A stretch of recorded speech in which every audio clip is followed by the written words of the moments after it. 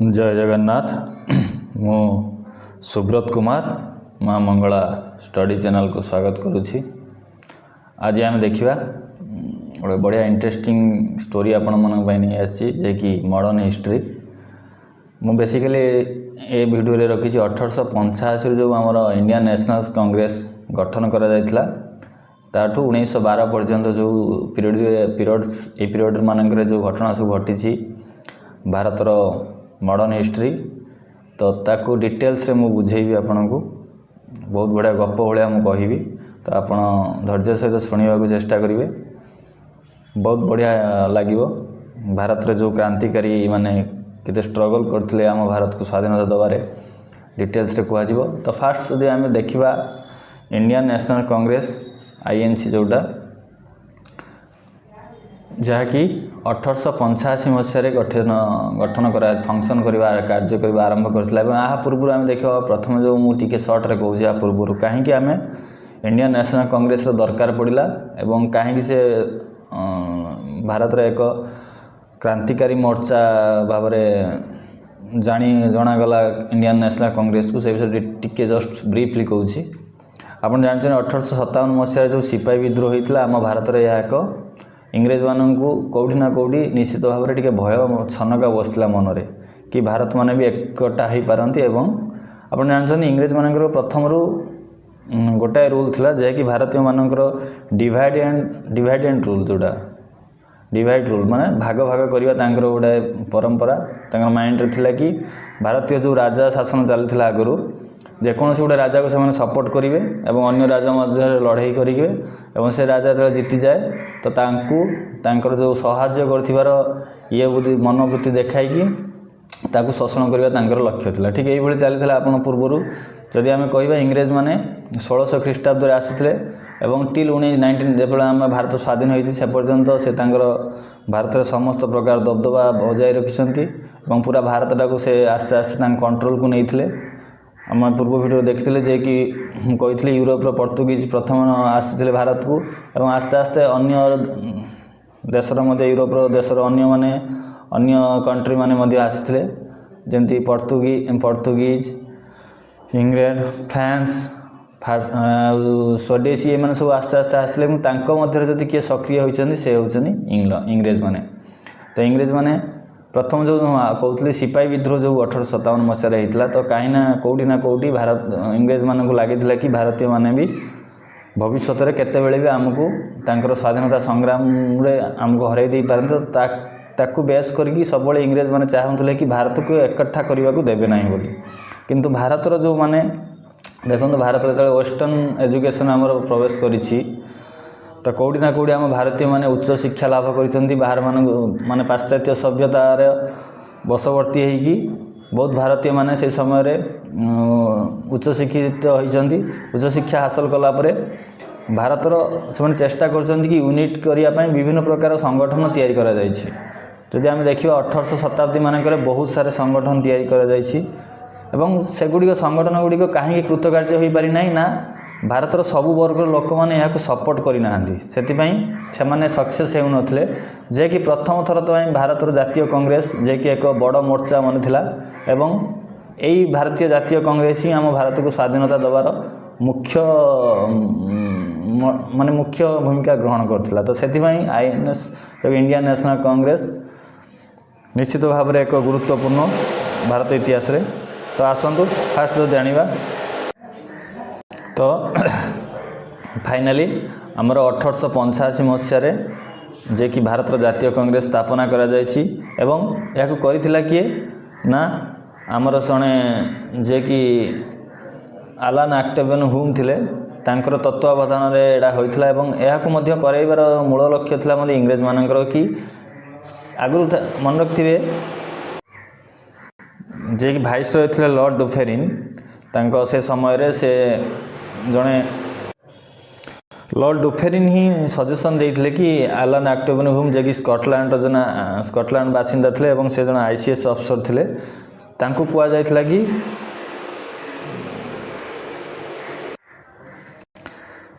डुफेरिन तत्वावधान में आलान आक्टेवन हुम 1885 मसीह ଭାରତୀୟ ଜାତୀୟ କଂଗ୍ରେସର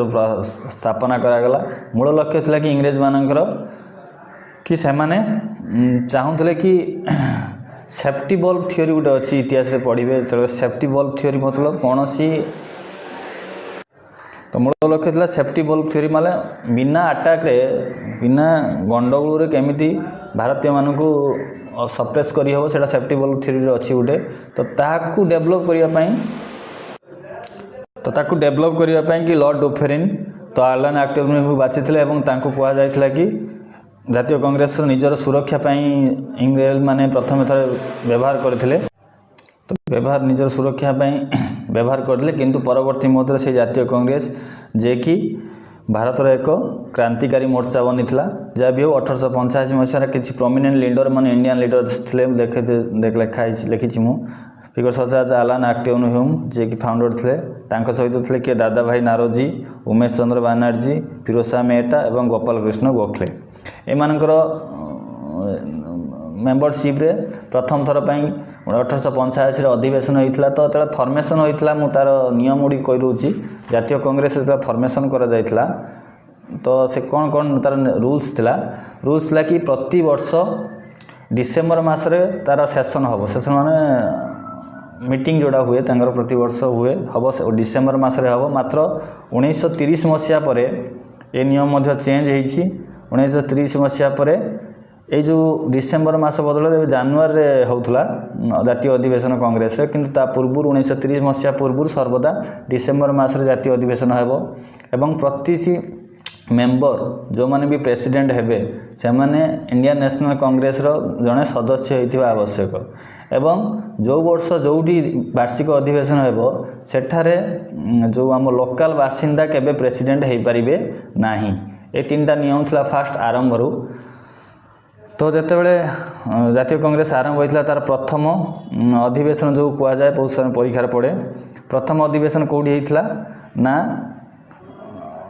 प्रथम तो हबार था पुनारे हबार था प्रथम तो प्रपोज कराइला कि पुनारे हवाला किंतु प्लेग कारण प्लेग महामारी थी से तो प्लेग महामारी या बॉम्बे को शिफ्ट करा कि जोटी कि गोकुल दास तेजपाल कॉलेज संस्कृत कॉलेज रे मीटिंग टी फास्ट अधिवेशन घटी से प्रेसिडेंटशिप किए करते ना उमेश चंद्र बनर्जी एवं तांकर वाइसरॉय किए थिला ना लॉर्ड डुफेरिन जे कि टोटाल मेंबर जदि आम देखा डेलीगेट्स केते जण थिले ना 72 जन सदस्य प्रथम थर पर अटेंड करते आउ थे कौन एटा इंपोर्टेंट क्वेश्चन बहुत समय पड़े प्रथम थर तार मीटिंग होता कौटी ना 1885 मसीहा बॉम्बेर गोकुल दास तेजपाल संस्कृत कॉलेज रे 72 जन सदस्यों द्वारा प्रथम मीटिंग होता इंडियन नेशनल कांग्रेस रे जो थे कि प्रेसिडेंटशिप प्रथम थर पर करते किए ना उमेश चंद्र बनर्जी जोटा कि इंपोर्टेंट कथा यहाँ मन रखिए तापर प्रतिवर्ष एमती प्रतिवर्ष आमर अधिवेशन हुए और प्रतिवर्ष अधिवेशन रे किछि ना किछि डिसीजन सेठारे निया जाती देखु तापर नेक्स्ट देखा नेक्स्ट जो अधिवेशन होइछि आमर एटा बहुत इंपोर्टेंट क्वेश्चन कभर हम फास्ट प्रेसिडेंट देखो उमेश चंद्र बनर्जी थे प्रथम एटा question important question 1850 Umesh Chandra Banerjee तापर मुस्लिम कम्युनिटी जन प्रथम प्रेसिडेंट किए पड़े बहुत सन परीक्षार फास्ट मुस्लिम जे कि प्रेसिडेंट बनी थे प्रथम बदरुद्दीन तायब जी 1887 मसीह प्रथम मुसलमान प्रेसिडेंट जदि कहीं कहे ताल तो प्रथम से होती 1887 मसीह से प्रथम थर पर मद्रास रे जो अधिवेशन टी होता तृतीय अधिवेशन से प्रेसिडेंटशिप करते एवं से भाया देखो पारसी कम्युनिटी जदि कहीं था प्रथम थर दादा भाई नारोजी जे कि सेकेंड थर द्वितीय अधिवेशन थे 1886 मसीह दादा भाई नारोजी तो सेकेंड जो गोल टेबल बैठक आम सेकेंड जो कांग्रेस द्वितीय वार्षिक अधिवेशन रे जे कि दादा भाई नारोजी थे आम जानते grand old man of India रे जाना जाती तो से द्वितीय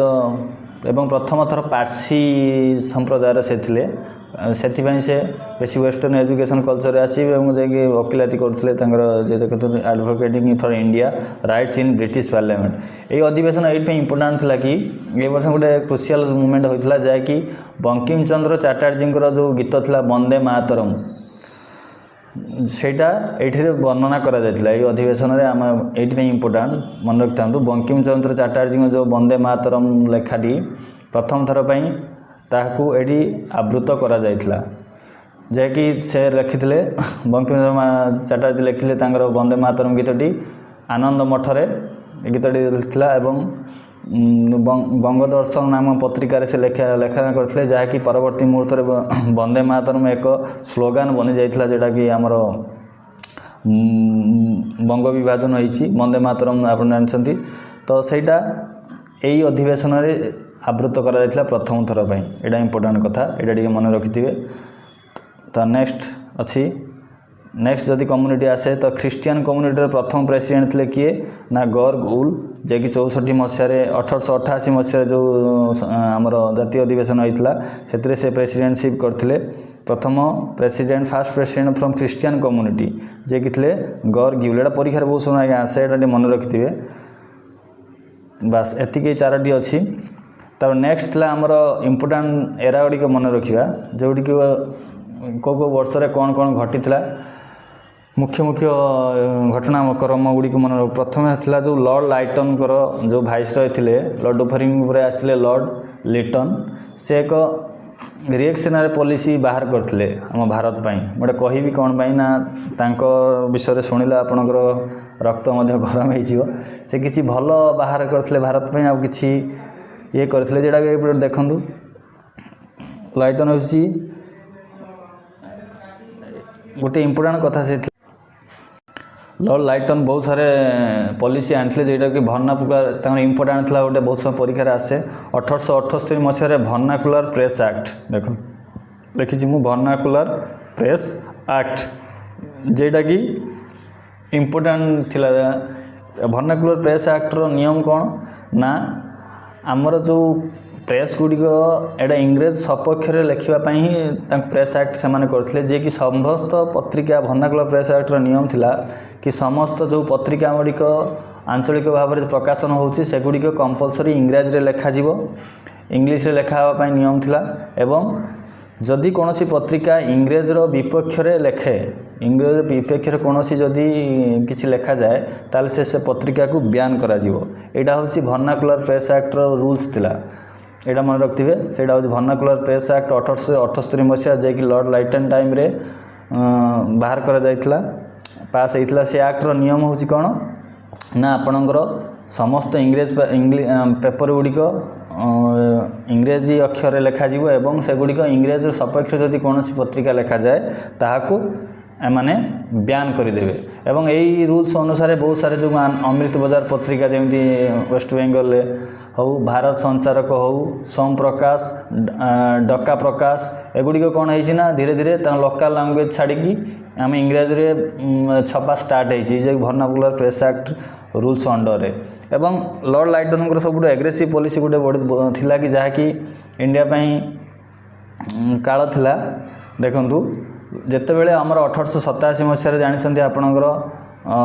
ଆମର ଫେମିନ୍ ହୋଇଥିଲା, ମତଲବ କ'ଣ ଦୁର୍ଭିକ୍ଷ ହୋଇଥିଲା, ଲୋକମାନେ ଖାଇବାକୁ ପାଉନଥିଲେ, ମହାମାରୀ ହୋଇଥିଲା। 1887 ଟାଇମ୍ରେ ବହୁତ ମହାମାରୀ ଥିଲା, ଦେଶରେ ଖାଦ୍ୟ ଅଭାବ ବହୁତ ଦେଖା ଦେଇଥିଲା। ତ ସେତେବେଳେ କ'ଣ କୁହାଯାଇଥିଲା କି ନା ଭାରତକୁ ଯେତେବେଳେ ତାର ସେ ଯେଉଁ ଆମର ଦୁର୍ଭିକ୍ଷକୁ ଦେଖିବା ପାଇଁ ଗୋଟେ ଷ୍ଟ୍ରାଚି କମିଶନ ଗଠନ କରାଯାଇଥିଲା ଯାହାକି ଆମ ଲର୍ଡ଼ ଲାଇଟନ ଷ୍ଟ୍ରାଚି କମିଶନ ଗୋଟେ ଗଠନ କରିଥିଲେ। ଏବଂ ଷ୍ଟ୍ରାଚି କମିଶନ ରିପୋର୍ଟ ଦେଇଥିଲା କି ଆପଣଙ୍କର ବଜେଟ୍ର 30 ରୁ 40% ଏଗ୍ରିକଲଚର ଉପରେ ଲଗାନ୍ତୁ ଯାହାକି ଭାରତୀୟଙ୍କର ଲୋକମାନଙ୍କ ପାଇଁ ଖାଦ୍ୟର ବହୁତ ଅଭାବ ଦେଖାଦେଇଛି। ତ କିନ୍ତୁ ଲର୍ଡ଼ ଲାଇଟନ ସେଇଟା ଉଲ୍ଟା କରିଥିଲେ ଯାହାକି ସେଇଟା ତାଙ୍କର ଗୋଟେ ଡିମେରିଟ୍ ଥିଲା ଏବଂ ଭାରତୀୟମାନଙ୍କୁ ବହୁତ ବଡ଼ କଠୋର ଆଘାତ ଦେଇଥିଲା। ସେ କ'ଣ କରିଥିଲା ଗୋଟେ ଯେତେବେଳେ ଭାରତର ଦୁର୍ଭିକ୍ଷ ଚାଲିଥିଲା ସେତେବେଳେ ସେ ଏକ ଦିଲ୍ଲୀ ଦରବାରର ଆୟୋଜନ କରିଥିଲେ। ଦିଲ୍ଲୀ ଦରବାର କାହିଁକି ଆୟୋଜନ କରିଥିଲେ ଏଠି ଲେଖନ୍ତୁ ଲେଖିଛି ମୁଁ। ଦିଲ୍ଲୀ ଦରବାର ଆୟୋଜନ କରିଥିଲେ ଯେ କି ତାଙ୍କର से राणी जो विक्टोरिया थे इंग्रेजर संभालुते शासन भार तांकू इम्प्रेस करने एक दिल्ली दरबार तैयारी करते माने अरेंज करते से उद्बोधन देते कि आमर राणी बहुत भारत शासन उपर बहुत माने खुशी प्रकट कर आम कौ टाइटल दवा ना काइजर ई हिंद उपाधि दि जाइथिला से लॉर्ड लाइटन जे कि दिल्ली दरबार करते 1877 मसीह एवं तांकर जो राणी विक्टोरिया को क्वीन विक्टोरिया को काइजर ई हिंद उपाधि ये करते जो कि लक्ष लक्ष टଙ୍କା खर्च होता से जो से लक्ष लक्ष टଙ୍କା खर्च करते जैकि भारतीय मानक मध्य बहुत आक्रोश बा विद्रोह सृष्टि करता जे कि जो खाया लोक पाऊना से हजार लक्ष लक्ष टଙ୍କା राणी को खुशी करने से खर्च करदे जेटा कि सेटा बहुत बड़ विद्रोह सृष्टि करता लोक मान मन भितर तांकर आउ कौन थिला आउ देखिबा से बहुत सारे एक्ट पास करते जमीक आर्म्स एक्ट हो देखु अच्छी newspaper criticise British policy से वर्नाकुलर प्रेस एक्ट जोड़ा तापर आर्म्स एक्ट से बाहर करते 1878 मसीह आर्म्स एक्ट ये गोटे इंपोर्टाट एक्ट थिला तांको द्वारा आ बहुत सारा इलबर्ट बिल मध्य से टाइम रे बाहर करते इलबर्ट बिल कौन ना आगरू जो जज माने थिले इंडियन जज आ माने यूरोपियन जज मानक मध्य जोटा इंग्लैंड जज मानक मध्य तारतम्य देखा देता इक्वाल पावर नथिला तो किंतु ए जो इलबर्ट बिल आनी लॉर्ड लाइटन से इलबर्ट बिल जरिया इक्वाल पावर दि जाता बोथ जजेस बोथ इंडियन आउ यूरोपियन बोथ जजेस को इक्वाल पावर देते से इलबर्ट बिल माध्यम से बढ़िया ऐतिहासिक बिल बाहर करते आउ कौन आर्म्स एक्ट मध्य से बाहर करते 1878 मसीह इंपोर्टाट कथा आर्म्स एक्ट कौन पर बाहर करते ना आर्म्स एक्ट नियम था देखो लिखाई Lord Lytton introduce the arms act which provided Indians from processing fire arms without licence a right that European retain जितेबाला कि यहाँ गोटे सेफगार्ड पर से आर्म्स एक्ट बाहर करते कह गले जे नियम थिला कौन ना जो यूरोपियन माने इंडिया बसवास करुँच से आर्म्स एक्ट आर्म्स तांका पाखरे रखिपारे बट हयराज इंडियन भारतीय जदि कौन से आर्म्स रखिए कि आर्म्स तैयारी करने प्रयास करेंगे तो कौन करा दरकार थिला ना लाइसेंस दरकार थिला देखो लिखाई प्रोसेसिंग विदाउट ए लाइसेंस माने इंडियन मानक प्रोवाइडेड थिला इंडियन माने जदि कौन सी आर्म्स रखिए कि आर्म्स तैयारी करिया बोमा फोमा तैयारी करिया चाहिए तो तांको लाइसेंस दरकार हयराज यूरोपियन माने विदाउट लाइसेंस रे सेमाने तांका पाखे रखि पारिबे जहाँकि तांकर निज निज गोटे आर्म्स एक्ट 1878 मसीह बाहर करथिले एटा गोटे इंपोर्टाट कथा मन रखिथे लॉर्ड लाइटन से फेमस थिले तापरे हम आस्ते आस्ते तापरे हाँ ये गोटे कही रखुची आपण वीडियो भी रखी मु स्लाइड तो तापर मु कही दूची तो आमर जहाँ भारतर जो जातीय कांग्रेस गठन करा जायछि तो प्रथम 20 वर्ष जोटा कि मॉडरेट सेशन कहते मॉडरेट जुग कहते मॉडरेट एरा कहते मॉडरेट माने जोटा कि आमर मॉडरेट आ एक्सट्रीमिस्ट दी भाग में विभक्त करा नरमपंथी आ गोटे चरमपंथी आम भारतर मध्य विभाजन होइछि भारतर जो आमर जातीय कांग्रेस मध्य फाट सृष्टि होइछि कहीं सेटा भी कहबी आपन को तो जो मॉडरेट थिले प्रथम जो प्रथम कालटा को मॉडरेट एरा कहती जोटा 1885 रु 1905 मसीहा पहुँचे तांकर मॉडरेट एरा थिला मॉडरेट एरा रे मॉडरेट रे को माने लीडर थिले जोटा कि मेन लीडर थिले जे कि गोपाल कृष्ण गोखले मन रखिथे गोपाल कृष्ण गोखले दादा भाई नारोजी फिरोज शाह मेहटा एवं सुरेंद्रनाथ बनर्जी ये जो 4-5 जन ए मॉडरेट लीडर मॉडरेट ये ग्रुप रे मुख्य थिले तांको भितर मुख्य थिले मॉडरेट कौन ना गोपाल कृष्ण गोखले से लक्ष्य कौन थिला ना मॉडरेट मानकर मेन आर्म्स थिला मॉडरेट मान चाहूले कि से 3टी पी बेस यूज करते ट्रिपल पी जोटा कहते मुझे कहूँ लिखुची देखो ट्रिपल पी 3टा पी तांकर मुख्य अस्त्र थिला कहार मॉडरेट वालांकर मॉडरेट जो एरा मॉडरेट मेंबर मानकर 3टी पी थिला प्रथम कौन थिला ना प्रेयर आ अर्थ कौन ना मॉडरेट मानकर जो अप्रोच जातीय कांग्रेस गठन कौन पाई है ना से जो किसी लोक मानकर सुविधा असुविधा कि जहाँ भी भारतर ଲୋକମାନଙ୍କର ଆବଶ୍ୟକତା ଅଛି ତାହାକୁ ଇଂରେଜ ସରକାର ମାନଙ୍କର ପହଞ୍ଚାଇବା ହିଁ ଜାତୀୟ କଂଗ୍ରେସର ମୂଳ ଲକ୍ଷ୍ୟ ଥିଲା। ତ ସେଥିପାଇଁ ଜାତୀୟ କଂଗ୍ରେସ ଗଠନ କରାଯାଇଥିଲା ଏବଂ ସେଥିରେ କ'ଣ ହେଇଥିଲା ନା ମଡରେଟ୍ ଯେଉଁ ଲିଡରମାନଙ୍କର ଚିନ୍ତାଧାରା ଆଉ ମଝିରେ ଏକ୍ସଟ୍ରିମିଷ୍ଟ ଯେଉଁଟା ନରମପନ୍ଥୀ ଆଉ ଚରମପନ୍ଥୀ ସେମାନଙ୍କର ଚିନ୍ତାଧାରାରେ ଭେଦଭାବ ସୃଷ୍ଟି ହୋଇଛି ଏବଂ ପରବର୍ତ୍ତୀ ମୁହୂର୍ତ୍ତରେ ଯେଉଁ 1907ରେ ସୁରଟ ସ୍ପ୍ଲିଟ୍ ହୋଇଛି ଯେଉଁଟା ସୁରଟ ସେସନ୍ରେ ଦୁଇ ଭାଗ ହୋଇଯାଇଛନ୍ତି ଜାତୀୟ କଂଗ୍ରେସ ଗୋଟେ ମଡରେଟ୍ ଟିମ୍ ଆଉ ଗୋଟେ ଏକ୍ସଟ୍ରିମିଷ୍ଟ ଟିମ୍। ମଡରେଟ୍ ଟିମ୍ ଯେତେବେଳେ ମୁଁ କହିବା ଡିସ୍କସନ୍ କରିବା ଆମେ ମଡରେଟ୍ ଟିମ୍ କ'ଣ ଥିଲା ତ ମଡରେଟ୍ ଟିମ୍ର ଯେଉଁ ଗୋପାଳକୃଷ୍ଣ ଗୋଖଲେ ଥିଲେ ତାଙ୍କର ଲିଡର ତାଙ୍କର ଲକ୍ଷ୍ୟ ଥିଲା କି ସେ ଭାବୁଥିଲେ କି ଭାରତର ଯେଉଁ ୟୁରୋପିଆନ୍ ସଭ୍ୟତା ଆସିଛି ୟୁରୋପିଆନ୍ ମାନେ ଆସିଛି କି ସେମାନଙ୍କର ଯେଉଁ ଆମର ସଂସ୍କୃତି ହେଉ କଲଚର ସଂସ୍କୃତି ଶିକ୍ଷାର ବହୁତ ସାରା ଉନ୍ନତି ଘଟିଛି ଭାରତରେ। ତ ତାଙ୍କର ଯେଉଁ ପାଶ୍ଚାତ୍ୟ ସଭ୍ୟତାର ୱେଷ୍ଟର୍ଣ୍ଣ ଏଜୁକେସନର ବହୁତ ଉନ୍ନତି ଘଟିଛି ଯାହାକି ଆମ ଭାରତ ପାଇଁ ଆବଶ୍ୟକ ଥିଲା ସେ ଚିନ୍ତା କରିଥିଲେ। ତ ତେଣୁ ଅବଶ୍ୟ ସେ ଚିନ୍ତା ବି କରୁଥିଲେ କି ଇଂରେଜମାନେ ବହୁତ ସାରା ଶୋଷଣ କରିଛନ୍ତି ଭାରତକୁ କିନ୍ତୁ ସେ ଚାହୁଁଥିଲେ କି ଇଂରେଜମାନଙ୍କର ବି ମାନେ ତାଙ୍କର ଡେଭଲପମେଣ୍ଟ କାମ ବି ଭାରତ ପାଇଁ ଆବଶ୍ୟକ ବହୁତ ସାରା ଡେଭଲପମେଣ୍ଟ କରୁଛନ୍ତି ଏଇ ଚିନ୍ତାଧାରା ଯେଉଁ ମଡରେଟ୍ ମାନଙ୍କର ଥିଲା ସେଥିପାଇଁ ସେମାନେ ତାଙ୍କର ଯେଉଁ ଦାବିପତ୍ରଟାକୁ ସେ 3ଟି ଫେଜ୍ରେ ଦେବାକୁ ଚେଷ୍ଟା କରୁଥିଲେ। ପ୍ରଥମେ ପ୍ରେୟାର କରୁଥିଲେ ପ୍ରାର୍ଥନା କରୁଥିଲେ ମାନେ ତାଙ୍କର ସରକାର ପାଖରେ କହୁଥିଲେ ଗୁହାରି ଜଣାଉଥିଲେ। ନେକ୍ସଟ ହେଉଛି ପିଟିସନ୍ କରାଉଥିଲେ ପିଟିସନ୍ ଦାୟର କରୁଥିଲେ ଲେଖିକି ଦେଉଥିଲେ ଆଣ୍ଡ ଥାର୍ଡ଼ ତାଙ୍କର ଥିଲା ପ୍ରୋଟେଷ୍ଟ ତାକୁ ବିରୋଧ କରିବା। ଏ 3ଟି ପି ଥିଲା ତାଙ୍କର ମୁଖ୍ୟ ଅସ୍ତ୍ର। ଆଉ ଥରେ କହୁଛି ପ୍ରଥମେ ଥିଲା କ'ଣ ପ୍ରେୟାର କରିବା ପ୍ରାର୍ଥନା କରିବା ଦ୍ୱିତୀୟରେ ପିଟିସନ୍ ଲେଖିକି ଦେବା ତଳେ ଲାଷ୍ଟ ରହୁଛି ପ୍ରୋଟେଷ୍ଟ। ଟ୍ରିପୁଲ ପି ହେଉଛି ତାଙ୍କର ମୂଳ ଲକ୍ଷ୍ୟ ଥିଲା କାହାର ମଡରେଟ୍ ବାଲାଙ୍କର। ତ ଏକ୍ସଟ୍ରିମିଷ୍ଟ ଯେତେବେଳେ ଆସିକି ପଢ଼େଇବି ମୁଁ ସେତେବେଳେ ଏକ୍ସଟ୍ରିମିଷ୍ଟ ବିଷୟରେ କହିବି। ତ ଏମାନଙ୍କ ପ୍ରଥମ ଏରା ଥିଲା କି 1885ରୁ 1905 ଆଉ ଥରେ କହୁଛି 1885ରୁ 1905 ଯେଉଁଟାକି ତାଙ୍କର ଏରା ଥିଲା। ସେମାନେ କ'ଣ କରୁଥିଲେ ନା ଚାହୁଁଥିଲେ କି ମାନେ ଇଂରେଜମାନେ ମଧ୍ୟ ଆମ ଭାରତରେ ବହୁତ ଡେଭଲପମେଣ୍ଟ କାର୍ଯ୍ୟ କରୁଛନ୍ତି ତ ତାଙ୍କୁ ଆମେ ସହଯୋଗ କରିବା ପ୍ଲସ୍ ଯଦି ଆମ ଶୋଷଣ ବିରୋଧୀ ଯେତେବେଳେ ଭାରତୀୟଙ୍କୁ ସେମାନେ ଶୋଷଣ କରୁଛନ୍ତି ତାଙ୍କୁ ଅପୋଜ କରିବା ପାଇଁ ଏଇ 3ଟା ପି ଆମେ ଧରିବା ମାନେ ଶାନ୍ତିପୂର୍ଣ୍ଣ ରୂପରେ ସେମାନେ କରିବାକୁ ଚେଷ୍ଟା କରୁଥିଲେ କୌଣସି ଆଗ୍ରେସିଭ୍ ମୁଭମେଣ୍ଟରେ ବିଶ୍ୱାସ କରୁନଥିଲେ ମାନେ ଦଙ୍ଗା ଫଙ୍ଗା ମାରପିଟରେ ବିଶ୍ୱାସ କରନ୍ତି ନାହିଁ ଏଇ ଯେଉଁ ମଡରେଟ୍ ଲିଡର ମାନେ ଯେଉଁଟା ଗୋପାଳକୃଷ୍ଣ ଗୋଖଲେ। ସେଥିପାଇଁ ତ ଆମର ଗାନ୍ଧିଜୀ ହେଉ ଆଉ ଗାନ୍ଧିଜୀ ତାଙ୍କୁ ଗୁରୁ ରୂପେ ମଧ୍ୟ ବାହାର ମାନିଥିଲେ। ଆପଣ ଜାଣିଛନ୍ତି ଆମର ଗୋପାଳକୃଷ୍ଣ ଗୋଖଲେକୁ ଯଦି ଆମେ ଦେଖିବା ଏଇଟା କହିବାର ଲକ୍ଷ୍ୟ ଥିଲା କି ଆମ ମଡରେଟ୍ ମାନେ ଆମର ଭାରତରେ ଜାତୀୟ କଂଗ୍ରେସରେ ଯେଉଁ ମଡରେଟ୍ ଲିଡର ଥିଲେ ସେମାନେ ଆମ ଭାରତକୁ କ'ଣ କ'ଣ ଦେଇଛନ୍ତି ତାଙ୍କର ପ୍ରେୟାର ତାଙ୍କର ସକ୍ସେସ୍ ଗୋଟିଏ ହେଉଛି ଯେଉଁ 1891 ଇଣ୍ଡିଆନ୍ କାଉନସିଲ୍ ଆକ୍ଟ ଆଉ ଗୋଟେ ମର୍ଲେମେଣ୍ଟ ରିଫର୍ମସ୍ ଯେଉଁଟା ଆମର 1909 ମସିହାରେ ମଧ୍ୟ ହେଇଥିଲା ଇଣ୍ଡିଆନ୍ କାଉନସିଲ୍ ଆକ୍ଟ ଆଉ ଗୋଟେ ହେଉଛି 1891 କାଉନସିଲ୍ ଆକ୍ଟ। ଏଗୁଡ଼ିକ ହେଉଛି ଏଗୁଡ଼ିକର ଶ୍ରେୟ ହେଉଛି କିଏ ନା ମଡରେଟ୍ ଲିଡର ଗୋପାଳକୃଷ୍ଣ ଗୋଖଲେ। ତ ସେ କ'ଣ କରିଥିଲେ କି ପ୍ରୋଭିଜନ୍ ଇଣ୍ଡିଆନ୍ କାଉନସିଲ୍ ଆକ୍ଟ କ'ଣ ସେଇଟା ବି ଆପଣ ଜାଣିବା ଦରକାର। ଇଣ୍ଡିଆନ୍ କାଉନସିଲ୍ ଆକ୍ଟ ଯେତେବେଳେ ଆମର ଅର୍ଥ ପ୍ରଥମେ ବାହାର କରାଯାଇଥିଲା ଇଣ୍ଡିଆନ୍ କାଉନସିଲ୍ ଆକ୍ଟ ସେତେବେଳେ ମାତ୍ର 3 ଜଣ ମେମ୍ବର ଥିଲେ। ଆମର ଭାରତର 3 ଜଣ ମେମ୍ବରଙ୍କୁ ଦିଆଯାଇଥିଲା ସଦସ୍ୟ ପଦ ଦିଆଯାଇଥିଲା ଇଣ୍ଡିଆନ୍ କାଉନସିଲ୍ ଆକ୍ଟ ଅଣ୍ଡରରେ। ବଟ୍ ଏଇଟାକୁ 1892 ମସିହାରେ ଯେଉଁଟା ହେଇଥିଲା 1891 ମସିହାରେ 1892 ମସିହାରେ ବୋଧେ ହେଇଥିଲା 92 ହେବ 1892 ମସିହାରେ ଯେତେବେଳେ ହେଇଥିଲା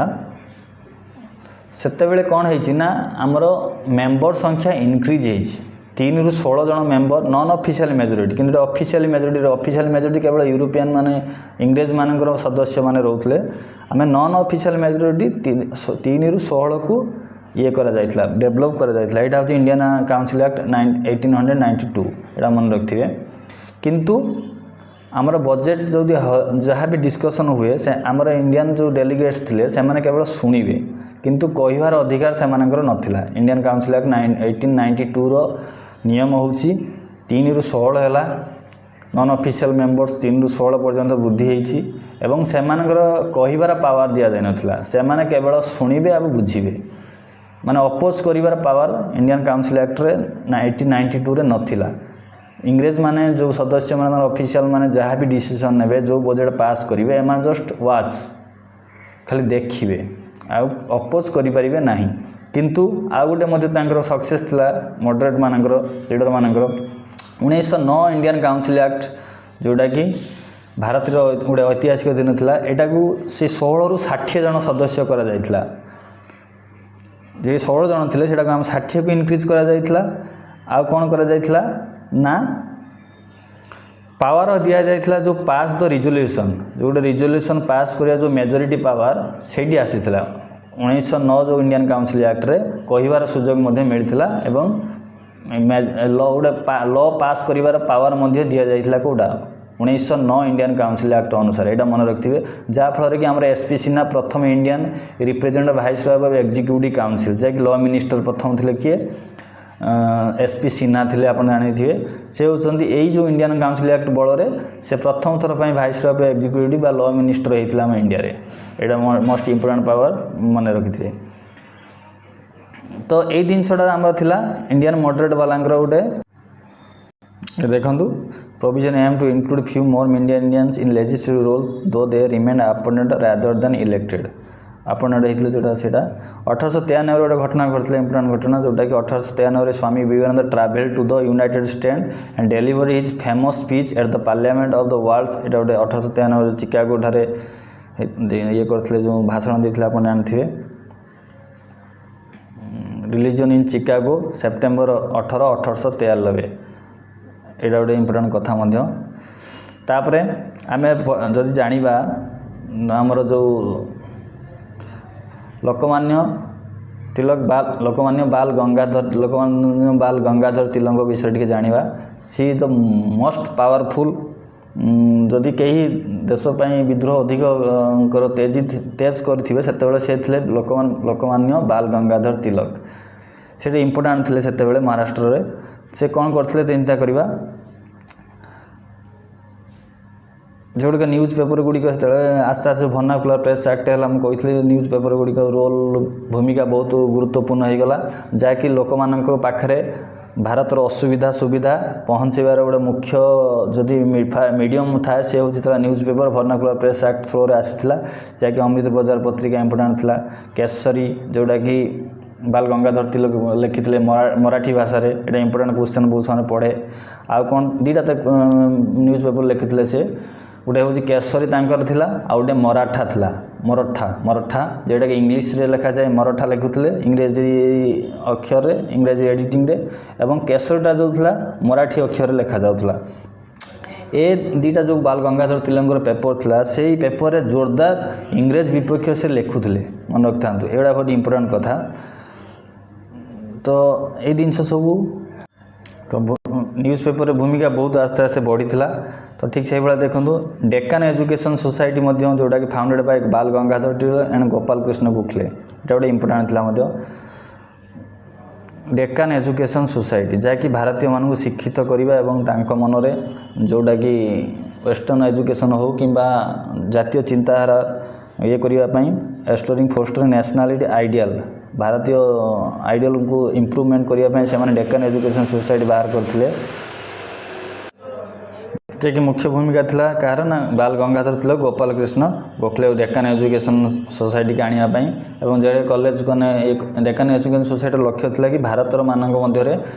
जातीय चिंताधारा उद्वेग करवा मु कहि आपन को केतजनकर बिफोर गांधीजी के एरा पूर्व जो मैंने भारतर स्वाधीनता संग्राम बहुत सारे लड़ी से हिरो थे किए ना जमती बाल गंगाधर तिलक गोपाल कृष्ण गोखले लाला लाजपत राय बिपिन चंद्र पाल सुरेश चंद्र बनर्जी सुरेंद्रनाथ बनर्जी उमेश चंद्र बनर्जी अरविंद घोष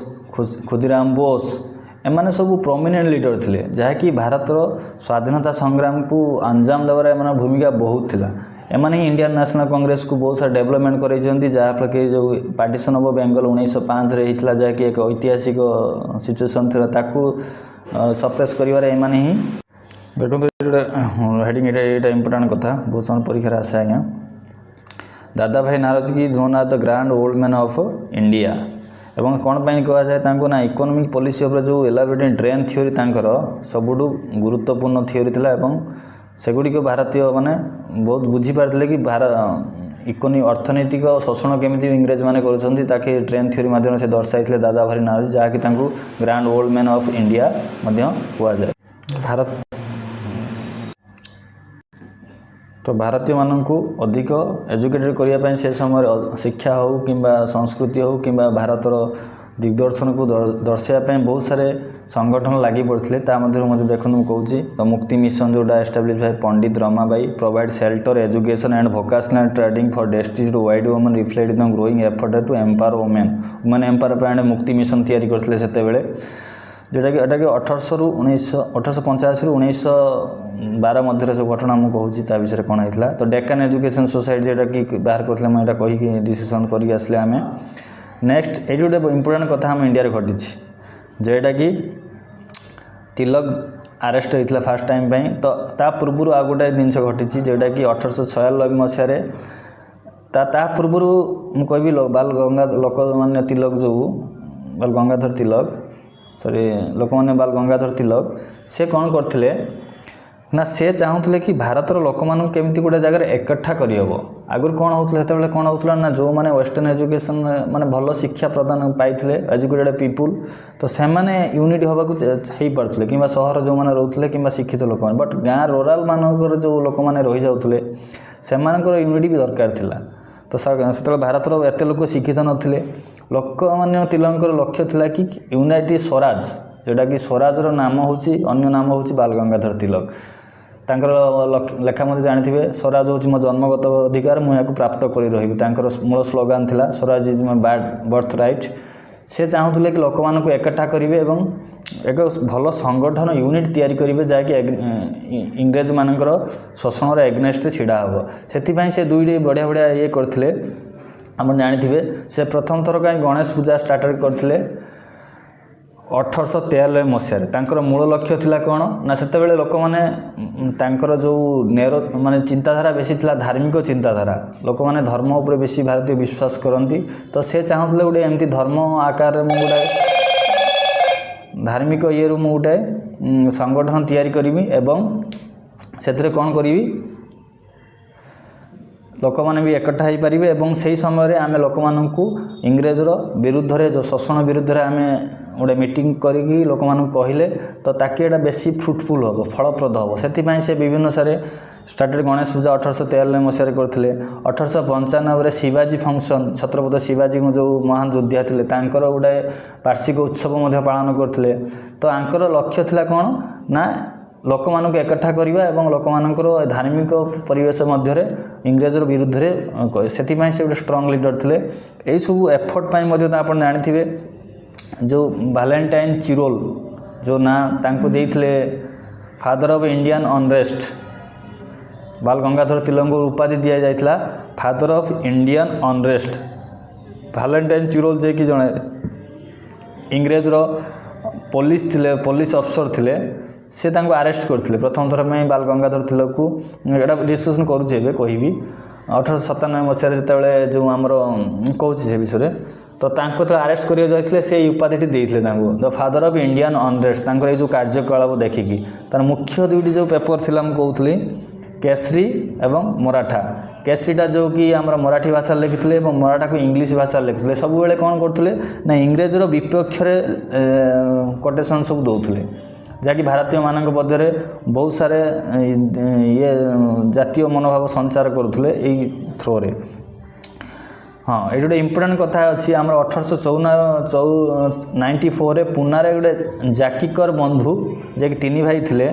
ଜାକିକର ବନ୍ଧୁ ବୋଲି।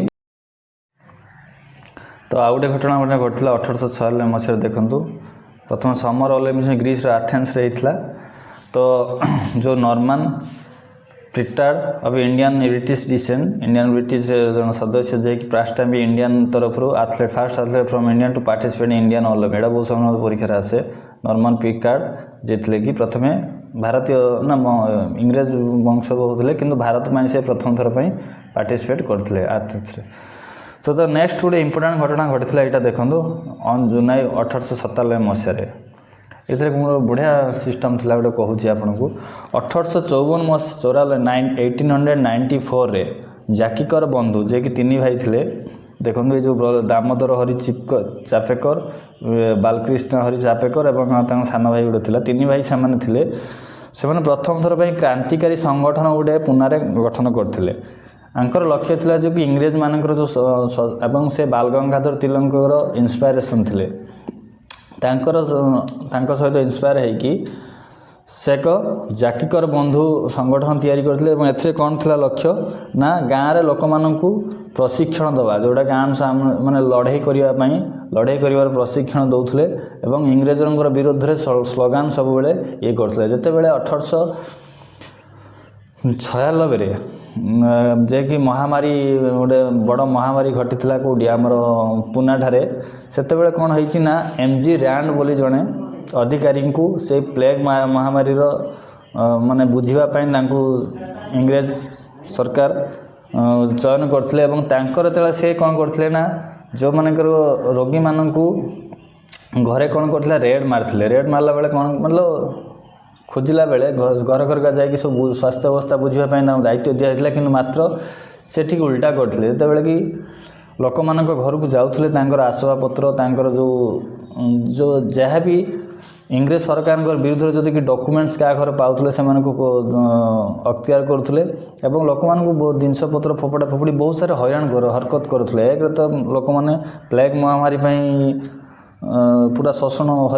माने बहुत किसी कष्ट सहूले तो द्वितीय था राणकर जो प्रादुर्भाव थिला लोक मानू हैरान करार बा कष्ट दौले बहुत सारे जमती कि घर को जीवे रोगी खोजा बाहाना समस्त जो कागज पत्र जहाँकि किसी इंग्रेज विरुद्ध लेखा जदि पाईगले घर मानक जिनस पत्र फोपड़ा फोपड़ी करवा और लोक मानू जबरदस्त आणिकी घर भितर नाई दवा ये करवा विभिन्न प्रकार हारासमेंट करा जाउथला एटा कौटी ना कौटी ये जो आमर चिपकर्स ब्रदर्स मांकर नोटिस की आसीला एवं से माने बहुत घृणा करते बाल गंगाधर तिलक यही घटना को बहुत घृणा करुले माने इंग्रेज मानकर एपरिक हरकत को से पूरापूरी माने सही पार नथिले सेते बेले देशर लोक माने तो सेथिपई जेते बेले रानी विक्टोरिया जन्म उत्सव पालन करा जाउथला पुणे ठारे एक 1897 मसीह कौन होता ना रानी विक्टोरिया जन्म उत्सव पालन इंग्रेजर बहुत अधिकारी माने आसीथिले एवं से दिन बहुत बड़ पार्टी करथिले से माने बहुत सारे पार्टी होइथिला गोटे बड़ पार्टी होइथिला से उत्सव पालन करी जते माने से रिटर्न करथुले किए जो BG रैंड थिले देखंतु रैंड एवं हिज मिलिटरी एस्कॉर्ट लेफ्टिनेंट आयरेस्ट माने से ए दी जन आसुले गणेश खिंड रोड इन पुणे रोड जो आसुले से कौन करते रैंड ब्रदर्स एवं रैंड चिपकर ब्रदर्स माने किसी दलर संगठन सदस्य मैंने कौन करते ना आम्बुश पकई आम्बुश मतलब कौन ना जगी रही थे मारियापाई उपरको गोली चलती मारी तीन जन BG रैंड आउर से लेफ्टिनेंट को गोली करी ए चिपकर ब्रदर्स माने मार देइछन्ति जो पुणे प्लेग घटना जो हैरान हरकत करते लोक मानू से रागी जाई तिरस माने ये करी भड़की ये जो आमर जाकिकर बंधु जो संगठन सदस्य माने जो कि चिपकर ब्रदर्स ये ब्रदर्स मान देखते हरि चिपकर और बालकृष्ण हरि चिपकर रैंड और लेफ्टिनेंट को गोली करी मारी देइछन्ति जहाँकि माने इंग्रेज मानकर मध्य एक भयर छनका पशि कि भारतीय माने एमती टार्गेट करके मारिछन्ति एटा गोटे बहुत इम्पोर्टाट ये थिला एवं परवर्ती मुहूर्त कौन होइछि ना से माने तांको अरेस्ट करछन्ति जो चिपकर ब्रदर्स मानक एवं तांको फांसी खुंटरे झुलई दि जाइछि एवं ठीक से घटना माने बाल गंगाधर तिलक को मध्य अरेस्ट करा जाइछि प्रथम थर पई से दुई थर अरेस्ट होइथिले प्रथम थर पई सेथिपई म देखंतु ए कोटेशन को लिखिछि ये लिखिछि गोटे इम्पोर्टाट कथा थिला British alleged that Tilak writing had indirectly initiated assassination by encouraging anti-British sentiment. He was sentenced 18 months rigorous imprisonment. तिलक को कौन कहगला ना जे आमर जो केशरी मराठा भाषा माने इंग्रेजर विरुद्ध रे लेखुथलो से प्लेग महामारी हराण हरकत राण एग्नेस्ट से बहुत सारे लिखिंट तिलक कि इंग्रेजर अधिकारी मैंने आसिकी भारतीय लोक मान शोषण कर माने एमती भी से कर इनकम टैक्स रेट जमी हुए रैंड सेमती करुले झील बो मानक शोषण कर धन रत्न लुटि नहीं लोक मान मरा पिटा जिता प्लेग महामारी भी एक कष्टदायक समय एमती कष्ट दबा कौटी ना कौटी तिलक को बहुत चोट पहुँचला जहाँफल कि केसरी राइट केसरी रे ए विषय डिटेल्स लिखिंट जहाँकि परवर्ती मुहूर्त इंग्रेज सरकार मैंने बुझीपार कि तिलक लेखागार भड़की चिक्कर ब्रदर्स से रैंड को हत्या करते से कौन कले ना ब्रदर्स को ना सॉरी बाल गंगाधर तिलक को अरेस्ट करा जाइछि जे अरेस्ट करथिले ना से होछि वैलेंटाइन चिरोल अरेस्ट कला बेले जो पर्सनालिटी देखिकी कह जाए से गोटे तो पद देते फादर ऑफ इंडियन अनरेस्ट एटा मन रखि था बसन परीक्षा पड़े जो अरेस्ट तिलक अरेस्ट ही लोक मानू चिक्कर ब्रदर्स फांसी ये कौटी ना कौटी लोक मान मन में बहुत बड़ विद्रोह सृष्टि कर जहाँकि परवर्ती मुहूर्त स्वाधीनता गोटे बाट खोली जाइए बाल गंगाधर तिलक जो लोकप्रिय नेता थिले तो तांको अरेस्ट हवा लोक मान मन एक माने बहुत बड़ लोक मन में विद्रोह मनोभाव सृष्टि होती कार इंग्लैंड एग्नेस्ट इंग्रेज मान एग्नेस्ट देखो नेक्स्ट कौन है नेक्स्ट परवर्ती समय मानक मध्य जो भाइस चेंज हो जाइछंती आसी किए ना आमर लॉर्ड कर्जन जे कि भारतर कह गले मूल पर माने विभाजन नाम जदि किए था से हूँ लॉर्ड कर्जन आज भी जदि इंडिया पाकिस्तान हो जो हिंदू मुस्लिम एसबूर जन्मदाता होती लॉर्ड कर्जन जे कि बंग विभाजन मुख्य हिरो थे से इतिमध्य भाइसरय होती भारत में 1800 लॉर्ड कर्जन जे कि 1898 ରୁ 1905 मसीहा मध्य से कौन होती ना भाइसरय पदरे होती एवं सेतेबेले से कौन करते तांकर मुख्य भूमिका जो होता बंग विभाजन सेटा ही इंडियार क्रांतिकारी गोटे बेस बनी जाइथिला देखो ता पूर्व आमर बहुत सारे संगठन तैयारी करते गोपाल कृष्ण गोखले जे कि Gopal Krishna founded the servant of Indian society जे कि गरीब एवं ये लोक मान शिक्षा स्वास्थ्य एवं एम देखो सोशल रिफॉर्म सेल्फलेस सर्विस एवं एजुकेशन दबार मुख्य भूमिका ग्रहण करता सर्वेंट ऑफ इंडियन सोसाइटी बहुत समय परीक्षा आसे किए बाहर किए फाउंडर थे तार servant of Indian society founder है गोपाल कृष्ण गोखले जे कि 1905 मसीह करते एम थी कि लोक मानू शिक्षा प्रदान करवा सामाजिक रिफॉर्म समाजर मुख्य स्रोत को आनिबा एवं सेवा